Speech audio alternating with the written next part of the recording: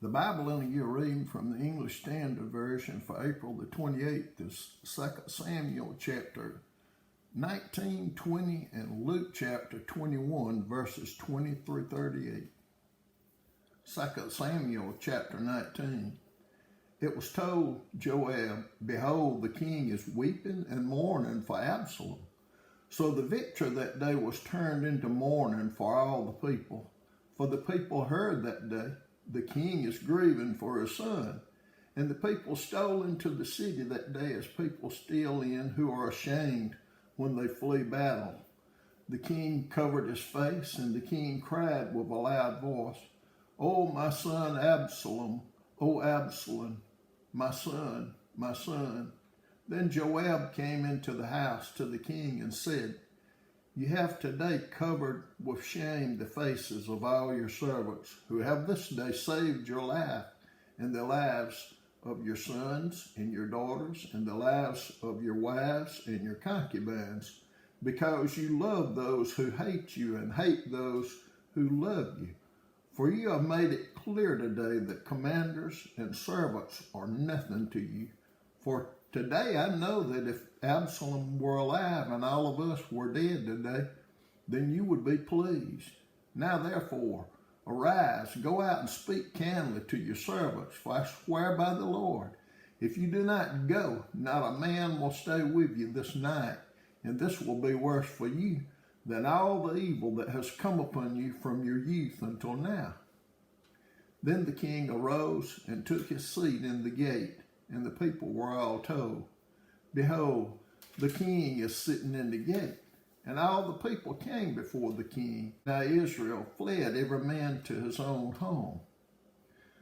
And all the people were arguing throughout all the tribes of Israel, saying, "The king delivered us from the hand of our enemies and saved us from the hand of the Philistines, and now he has fled out of the land from Absalom.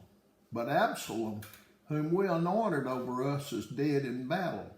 Now therefore, why do you say nothing about bringing the king back?" And King David sent this message to Zadok and Abiathar the priest, "Say to the elders of Judah, why should you be the last to bring the king back to his house when the word of all Israel has come to the king? You are my brothers, you are my bone and my flesh. Why then should you be the last to bring back the king? And say to Amasa, are you not my bone and my flesh? God do so to me and more also if you are not commander of my army from now on in place of Joab." And he swayed the heart of all the men of Judah as one man, so that they sent word to the king, "Return, both you and all your servants." So the king came back to the Jordan, and Judah came to Gilgal to meet the king and to bring the king over the Jordan.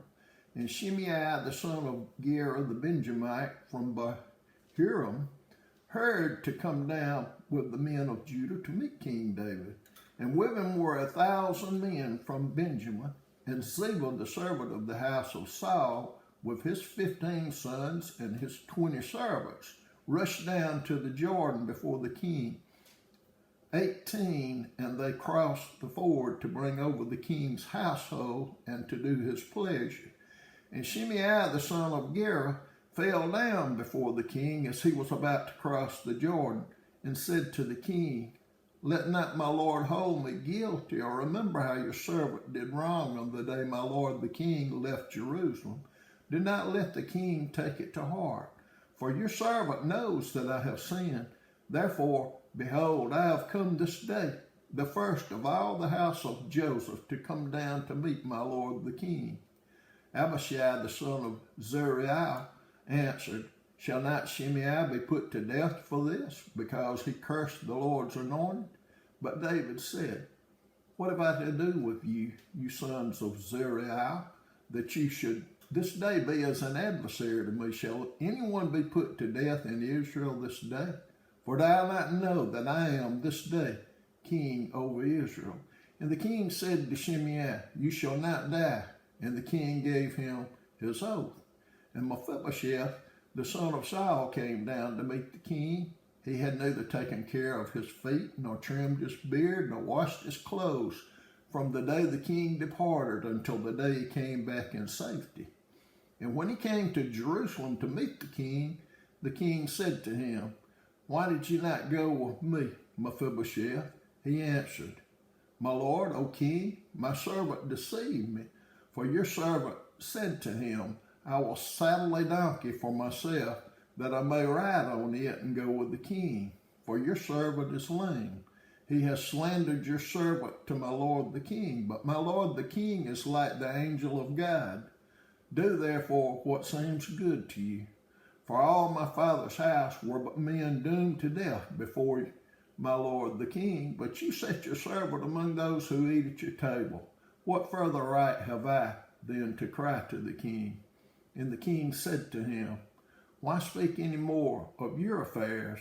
I have decided you and Ziba shall divide the land." And Mephibosheth said to the king, "Oh, let him take it all, since my lord the king has come safely home." Now Barzillai the Gileadite had come down from Rogelim, and he went on with the king to the Jordan to escort him over the Jordan. Barzillai was a very aged man, 80 years old. He had provided the king with food while he stayed at Mahanaim, for he was a very wealthy man. And the king said to Barzillai, "Come over with me, and I will provide for you with me in Jerusalem." But Barzillai said to the king, "How many years have I still to live, that I should go up with the king to Jerusalem? I am this day 80 years old. Can I discern what is pleasant and what is not? Can your servant taste what he eats or what he drinks? Can I still listen to the voice of singing men and singing women? Why then should your servant be an added burden to my lord the king? Your servant will go a little way over the Jordan with the king. Why should the king repay me with such a reward?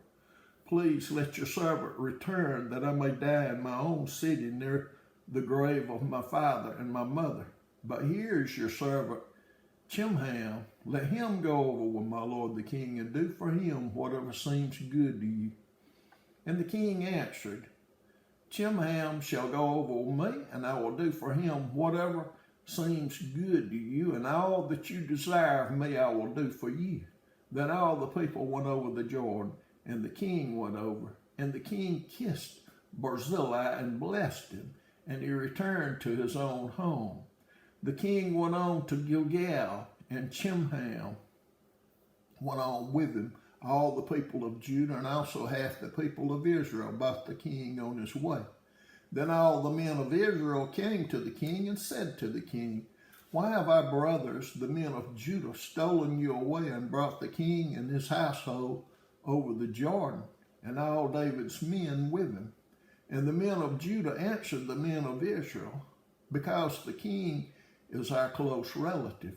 Why then are you angry over this matter? Have we eaten at all at the king's expense, or has he given us any gift?" And the men of Israel answered the men of Judah, "We have 10 shares in the king, and in David also we have more than you. Why then did you despise us? Were we not the first to speak of bringing back our king?" But the words of the men of Judah were fiercer than the words of the men of Israel. 2 Samuel chapter 20.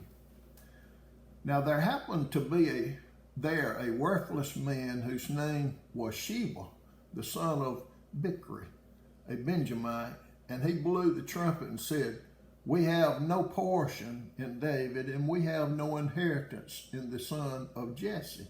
Every man to his tents, O Israel." So all the men of Israel withdrew from David and followed Sheba, the son of Bichri.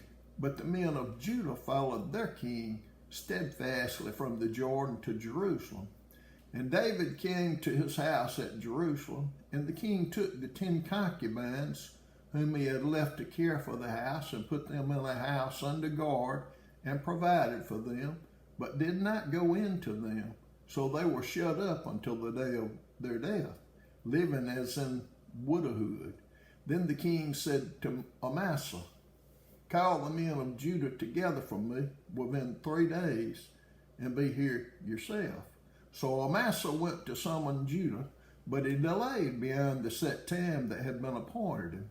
And David said to Abishai, now Sheba the son of Bichri will do us more harm than Absalom. Take your Lord's servants and pursue him, lest he get himself to fortified cities and escape from us. And there went out after him Joab's men and the Cherethites and the Pelethites and all the mighty men. They went out from Jerusalem to pursue Sheba the son of Bichri. When they were at the great stone that is in Gibeon, Amasa came to meet them. Now Joab was wearing a soldier's garment, and over it was a belt with a sword in its sheath fastened on his thigh.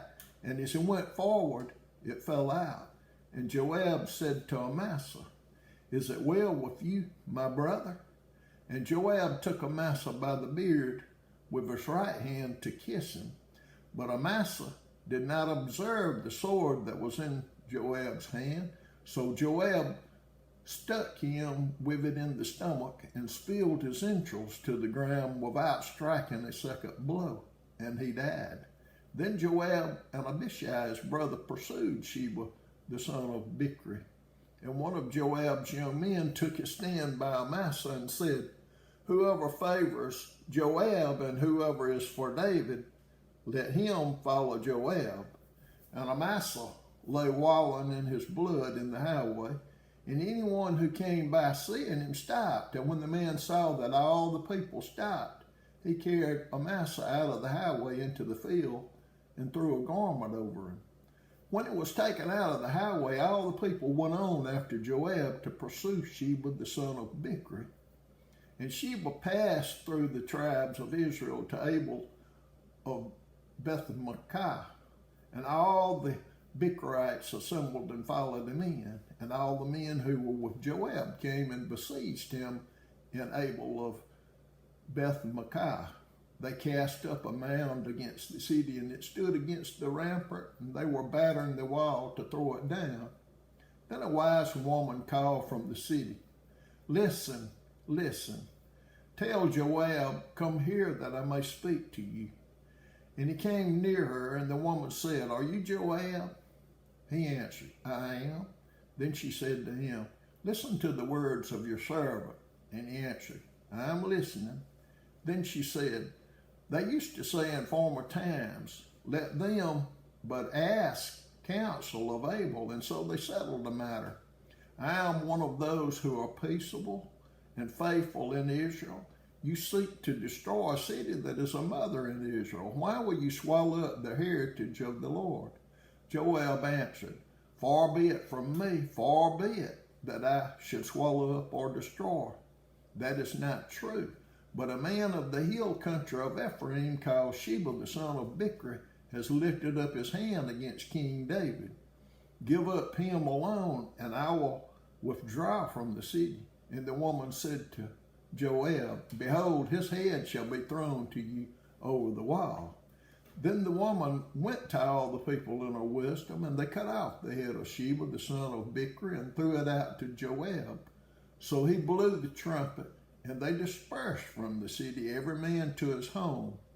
And Joab returned to Jerusalem to the king.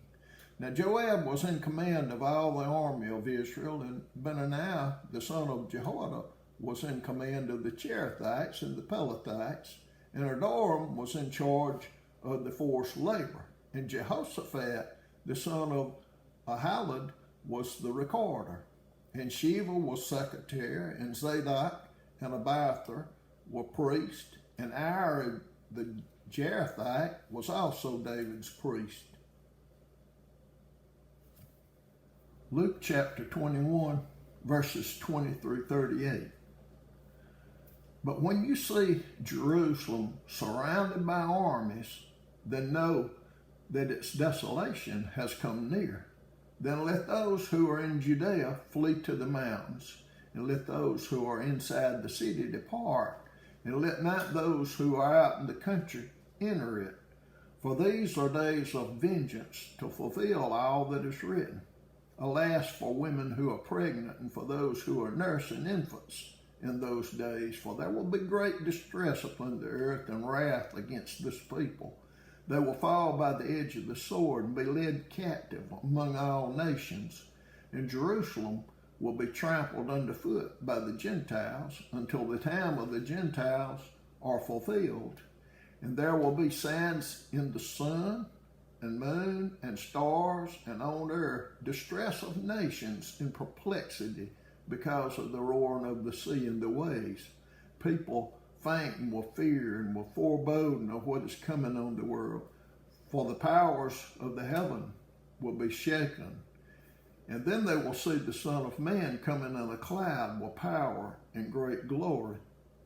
Now when these things begin to take place, straighten up and raise your heads, because your redemption is drawing near. And he told them a parable. Look at the fig tree and all the trees. As soon as they come out in leaf, you see for yourselves and know that the summer is already near. So also when you see these things taking place, you know that the kingdom of God is near. Truly I say to you, this generation will not pass away until all has taken place. Heaven and earth will pass away, but my words will not pass away. But watch yourselves, lest your hearts be weighted down with dissipation and drunkenness and cares of this life, and that day come upon you suddenly like a trap. For it will come upon all who dwell on the face of the whole earth.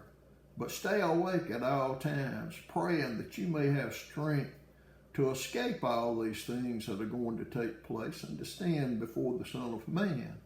And every day he was teaching in the temple, but at night he went out and lodged on the mount called Olivet. And early in the morning all the people came to him in the temple to hear him.